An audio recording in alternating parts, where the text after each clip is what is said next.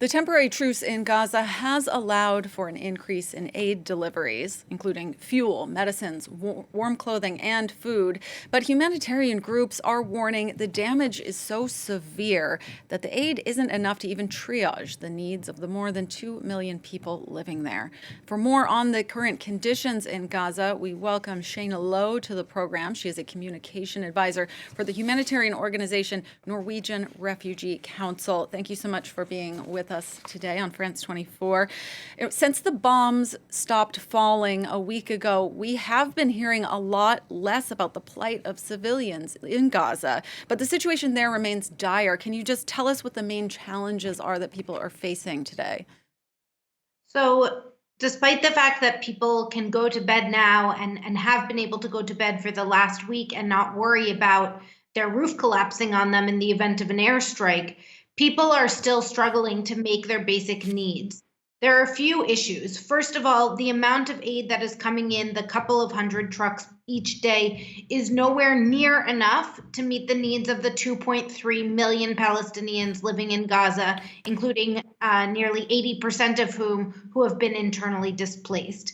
And after 7 weeks of destruction, we can hardly imagine that 1 week is enough to provide for the needs of all who've been impacted by the hostilities.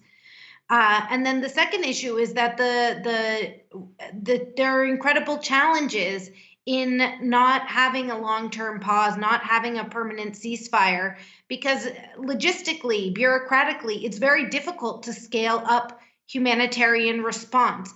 We ourselves are struggling to know which of our aid trucks are coming in, which days, are they making it through, will they not, which makes it impossible to really coordinate the response, know where the communities are that we can reach them, and let people know where they can access assistance. We have been warning for weeks about the possibility of social breakdown in Gaza as people become more and more desperate to reach their basic need, to get their basic needs.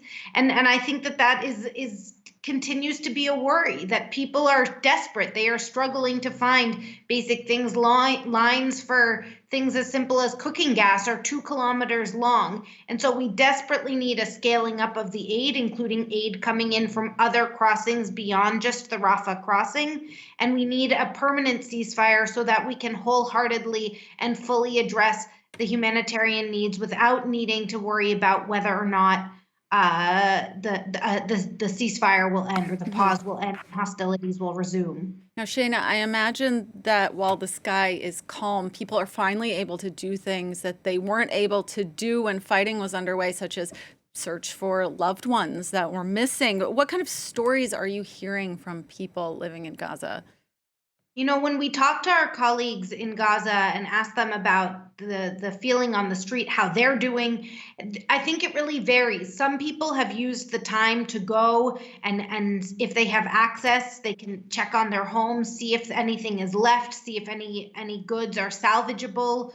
Others are taking that time where they finally are able to catch their breath and take stock of all that happened in those first 7 weeks after October 7th, and mourn the loved ones that they've lost. They really, for 7 weeks, had no break. There was no time to think. I speak to colleagues and they would tell me day after day about new friends and loved ones being killed.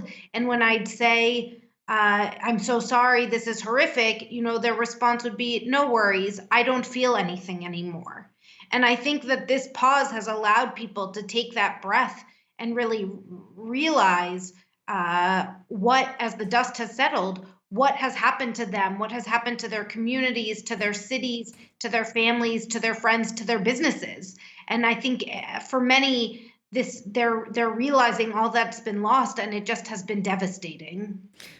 There's a very good possibility that fighting will at some point resume. If and when that happens, are civilians in Gaza going to be any safer than they were when this ceasefire began? No, and that is something that we and our colleagues have been worried about. They live each day knowing that they'll stay alive and worry that the next day they could die if hostilities resume. We're also increasingly concerned, as Israel has indicated, it has plans to expand its ground operation into southern Gaza. We currently have 80% of the population displaced. There is no more space in Gaza to host any further internally displaced people. Shelters are bursting at the seams. People are living in such close and unsanitary quarters that communicable diseases are spreading. There's lack of clean water, and as there's more destruction, more damage, more killing, there just isn't space for people to be able to flee. We've seen before that even when people are told to flee to places, that doesn't necessarily guarantee them of their safety. We saw this when we ourselves had staff who fled northern Gaza and Gaza City and then were subsequently bombed where they were seeking shelter in Rafah.